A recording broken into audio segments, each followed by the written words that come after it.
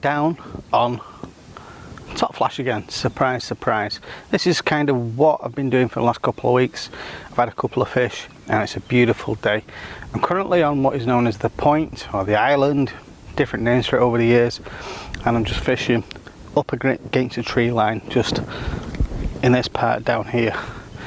Again, it's a beautiful lake, and one of the main reasons why I like fishing this lake especially is that most of the swims aren't bivy pegs, and it's something that it used to be like years ago in a lot of the waters. They're just pegs that are set up naturally when anglers just rock up over time and it gets worn away. So they're not specific bivy pegs, and they don't need to be, and that's one of the quaintness and nicest things I like about it. A bit quaint, I know, but that's one of the nicest things I like about the place.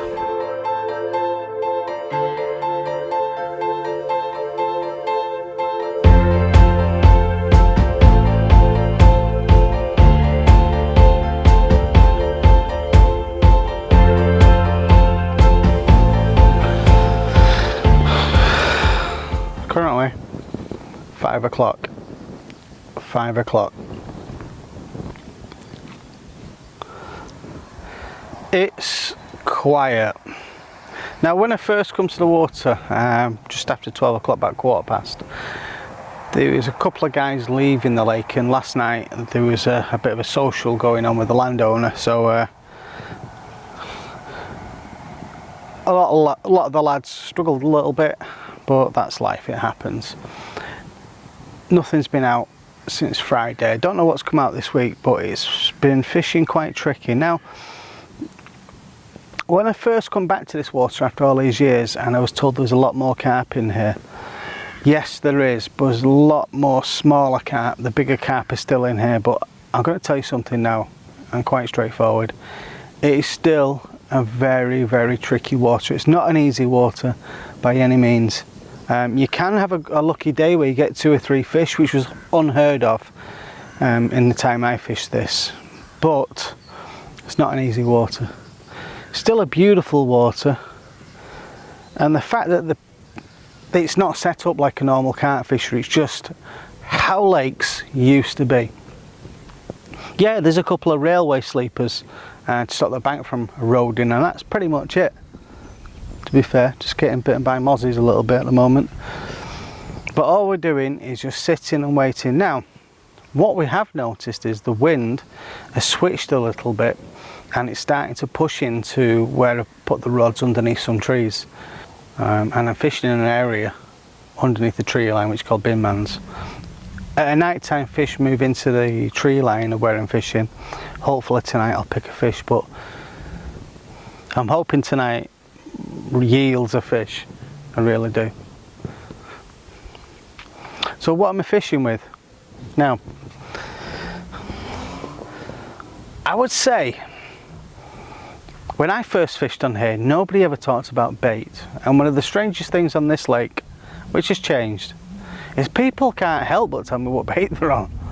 And whether it's they want you to put the same bait in as them, I don't know, but I'm putting in a different bait. I'm putting in a fish meal and a Scopex and a fish meal and Brocker. I love it down here. I do love it down here. It's great. What? Dev says more than her. I don't think so.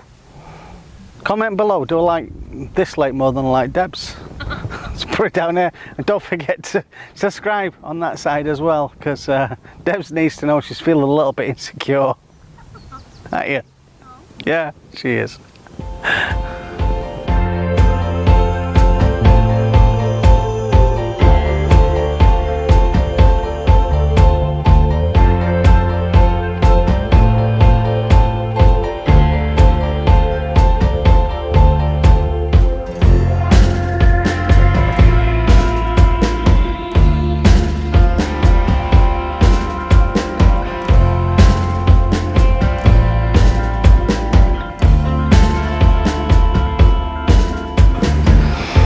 Right, we're starting to drift towards when the sun starts to set.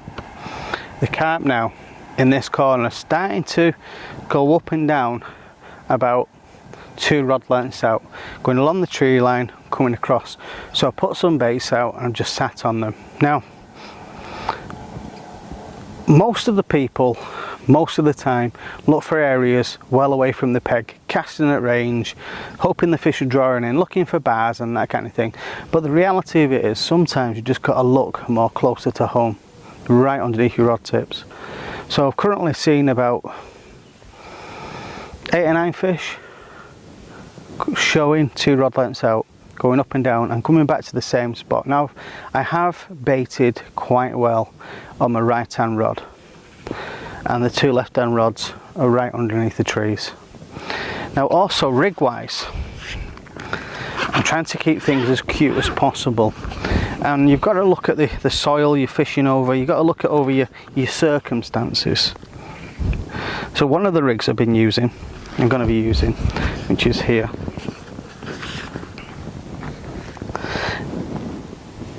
is a normal hair rig, which is on a monofilament. Now you may see that it's kicking out a little bit there. It's kicking out. It's like kind of a KD type setup, so it kicks out, and that's an 18mm. I'm trying to avoid those bream on this session, but you've got a Gardner green. Now there's a green tint to the water on this place, and that's due to a little bit of algae that's in there, so it gives it a little green tint. So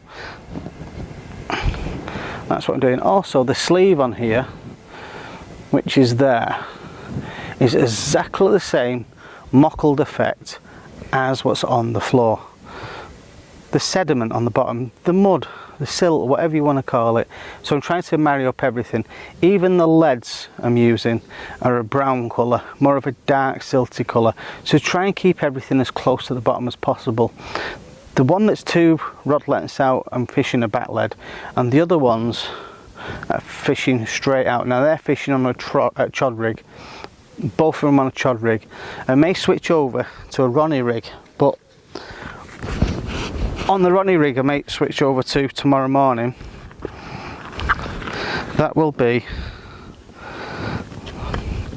on this kind of arrangement. Just show you now.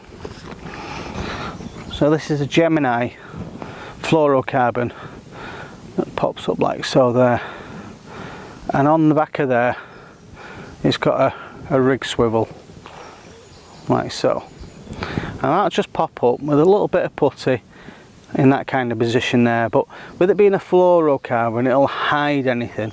And also using that brown hook link, the line is important as well.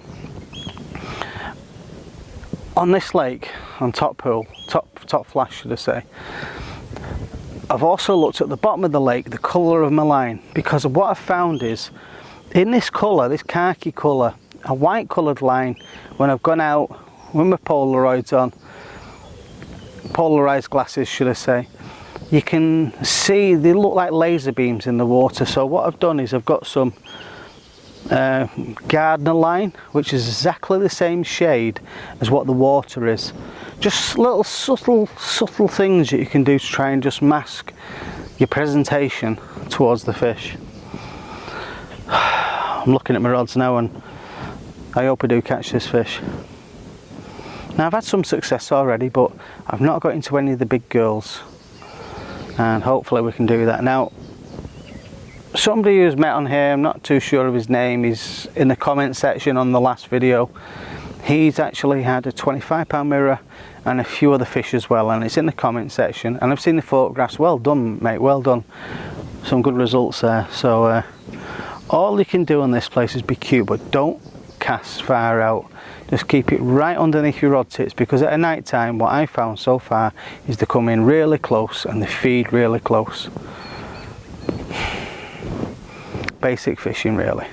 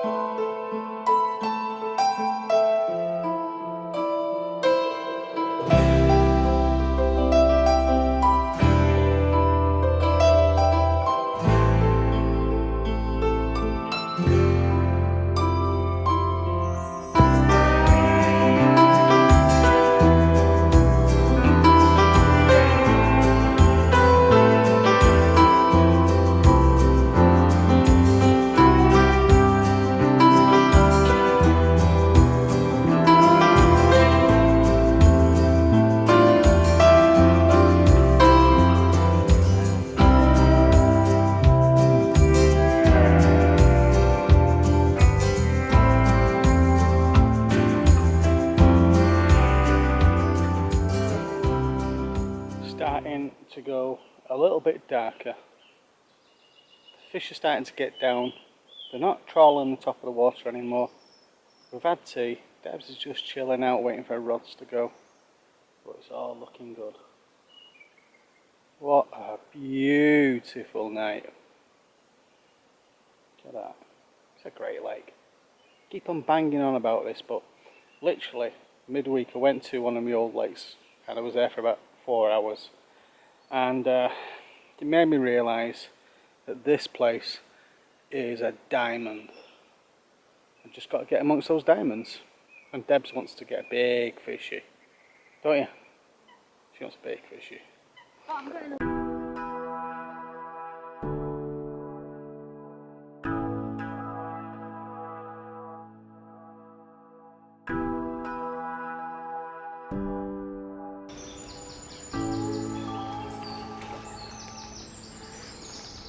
So, what happened next? Well, 1 o'clock in the morning, I heard some thrashing around.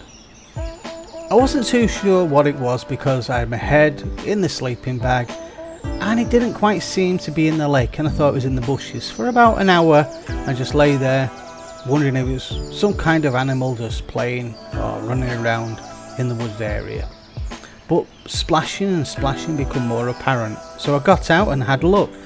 And I thought maybe it might have been a couple of otters and a trapped fish, and I couldn't do very much because it was pitch black, and as a result I just left it. It was only come the morning when I noticed that the carp had really started to spawn along the whole tree line, going from near where I'm fishing all the way over to the willows.